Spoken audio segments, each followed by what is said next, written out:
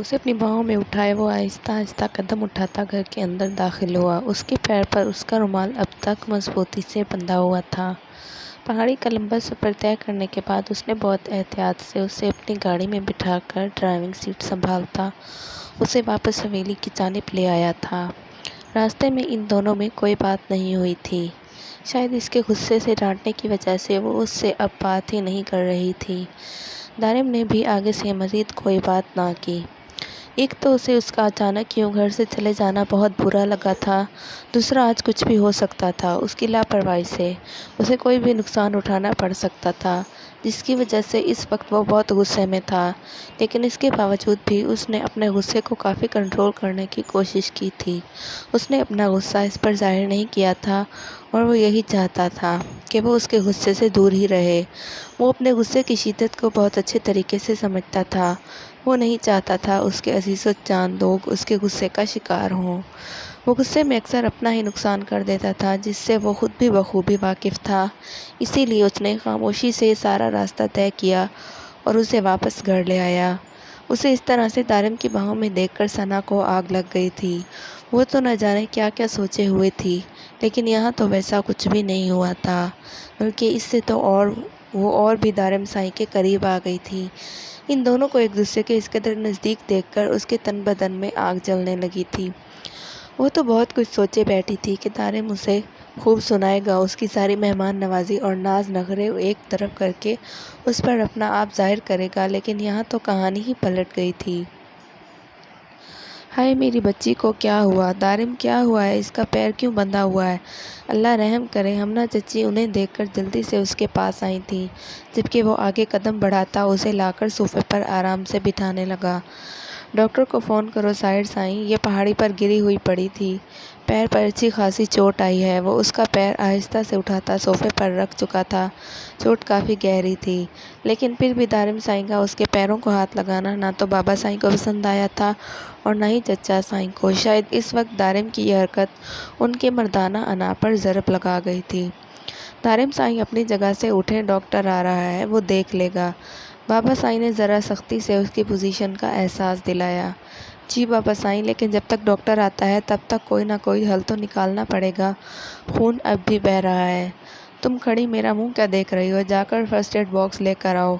वो उनके अंदाज को नज़रअंदाज करता सना पर चिल्लाया था, क्योंकि इस वक्त सना के अलावा और कोई लड़की नहीं थी, वरना वो उसे कम ही मुँह लगाना पसंद करता था। जी साईं। सना बस इतना ही कहती फ़ौरन अंदर की जानिब भाग गई थी, जबकि सना का बौखलाया हुआ अंदाज नूर पर बहुत कुछ ज़ाहिर कर गया था। वो पहले भी ये चीज़ नोट कर चुकी थी, लेकिन तब उसे इस बात में कोई ख़ास इंटरेस्ट नहीं था। लेकिन सना का अंदाज, इसका अजीब तरह से बात करना, उसकी नापसंदीदगी उसे अब समझ में आ गई थी। ओह, तो ये वजह है सना की मुझे नापसंद करने की। मोहतरमा सना दारिम साहब से मोहब्बत करती हैं। इंटरेस्टिंग।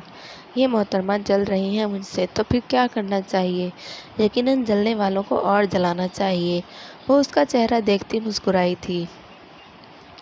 ये इस घर की वो इंसान थी जो उसे कभी भी पसंद नहीं थी।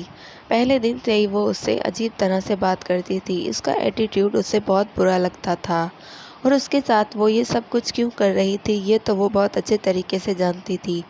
उसकी माँ उसे ये बात बहुत पहले बता चुकी थी कि दारिम साईं का निकाह सना से होने वाला था, लेकिन शायद सरमद अपनी बीवी को बहुत अच्छे तरीके से समझ गए थे, इसीलिए उन्होंने अपनी बेटी की ज़िंदगी का इतना बड़ा फ़ैसला किया था।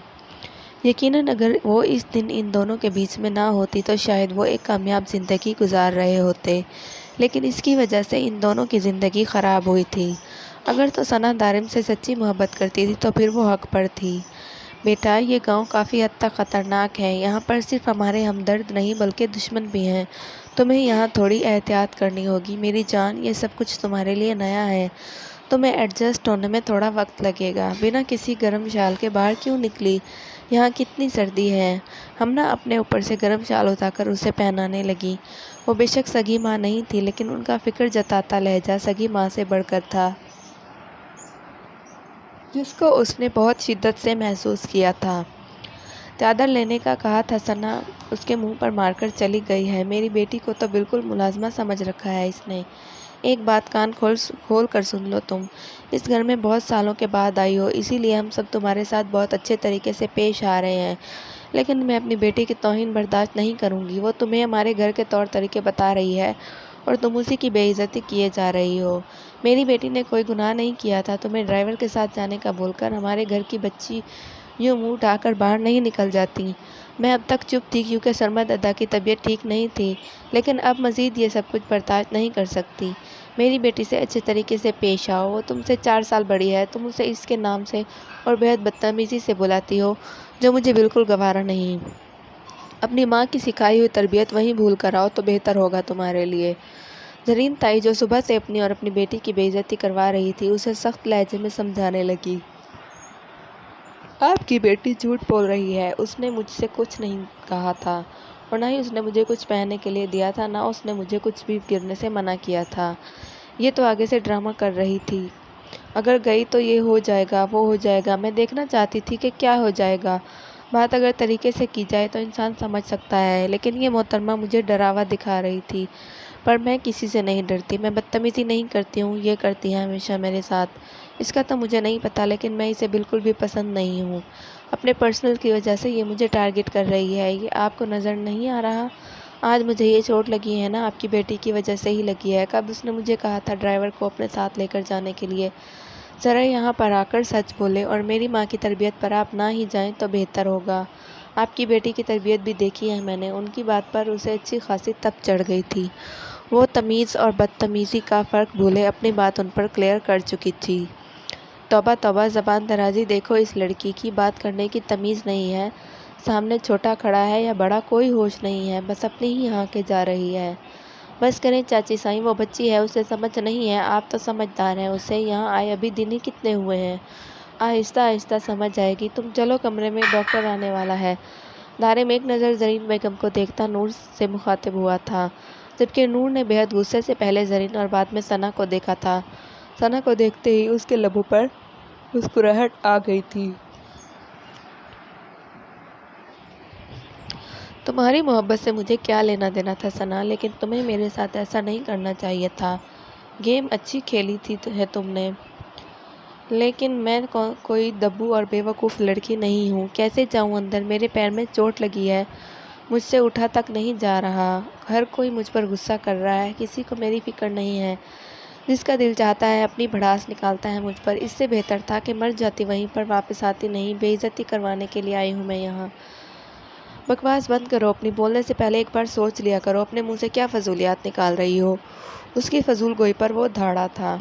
میں ہی بکواس کرتی ہوں، ساری غلطی میری ہی ہے، میرا ہی دماغ خراب ہے جو میں یہاں آ گئی اور پھر یہاں پچھلے 3 دن سے بے وقوفوں کی طرح اس کمرے میں پڑی ہوں۔ کسی کو احساس نہیں کہ کوئی مجھے باہر لے جائے، میرا دل نہیں لگتا یہاں۔ 4 لڑکیاں ہیں اس گھر میں جن کو اپنے اپنے کاموں سے فرصت ہی نہیں ملتی، یونیورسٹی، کالج، اسکول، فیشن سے فرصت نہیں ملتی۔ پتہ نہیں ایک اور میں یہاں ہوں، مجھے نہیں رہنا، مجھے واپس جانا ہے۔ مجھے پتہ ہے نہ تو میں وہاں کسی کے لیے اہم تھی اور نہ ہی میں یہاں کوئی اہمیت رکھتی ہوں۔ میری ماں کی زندگی میں تو میرے لیے کبھی کوئی جگہ تھی ہی نہیں، لیکن یہاں پر بھی کوئی پیار نہیں کرتا مجھ سے۔ پتہ نہیں اس کی آنکھوں میں آنسو کون سی بات کو لے کر آئے تھے، لیکن اس کی آنکھوں سے بہتے آنسو اسے بے حد معصوم بنا گئے تھے، جس نے سب کے دل کو تڑپا دیا تھا۔ نہیں بیٹا سائیں، اس ہفتے بچے تمہیں گھمانے لے کر جانے والے تھے میری جان۔ ساحر سائیں نے تمہارے لیے ہی تو اسپیشل وقت نکالا ہے۔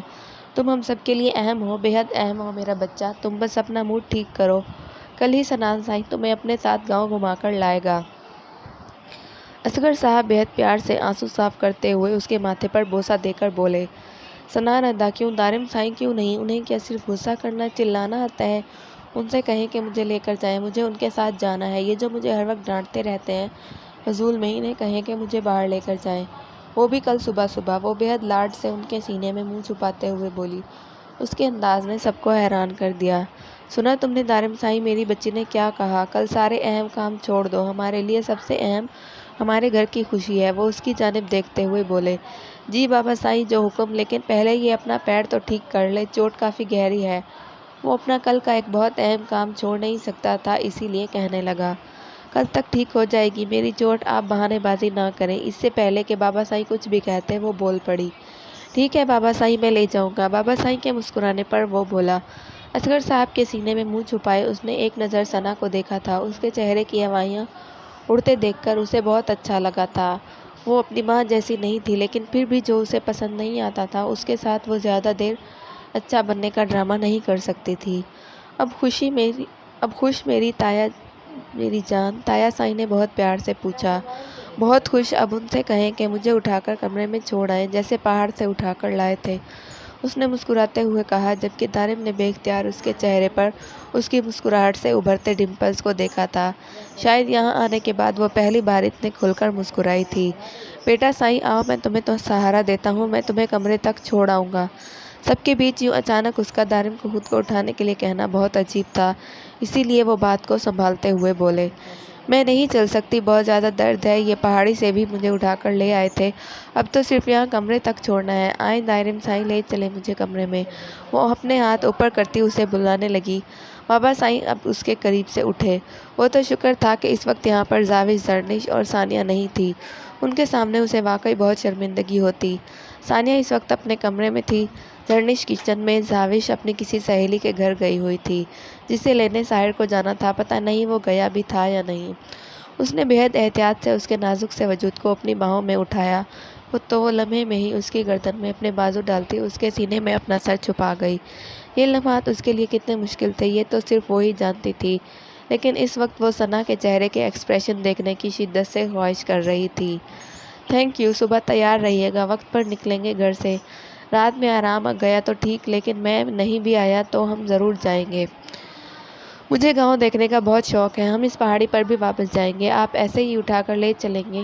ان کے ساتھ ہی کمرے میں داخل ہوتی ثنا کو محسوس کر کے وہ بے حد پیار سے اس کے گلے میں اپنے بازو مزید مضبوطی سے ڈالتی اس سے پوچھنے لگی، کوئی بات نہیں، صبح ہم بھی تمہارے ساتھ ہوں گے نا، تمہیں کوئی مسئلہ نہیں ہوگا، ہم تمہیں آرام سے وہاں لے جائیں گے۔ ویسے بھی کل زاوش کو کالج سے چھٹی ہے اور ثانیہ کی چھٹی تو نہیں ہو سکتی کیونکہ اس کے ایگزامز ہو رہے ہیں، لیکن زرنش ہمارے لیے چھٹی کر لے گی۔ وہ اسے بیڈ پر لٹا کر جیسے ہی پیچھے ہٹا، وہ اس کے اوپر کمبل ڈالتی غصے سے بتانے لگی، نہیں، مجھے کسی اور کو ساتھ لے کر نہیں جانا دارم سائی، صرف میں اور آپ، بتا دیں سب کو کہ ہم کسی اور کو ساتھ لے کر نہیں جائیں گے۔ وہ یہ دیکھتی دارم کا ہاتھ تھام چکی تھی۔ دارم سائی، صرف ہم جائیں گے نا؟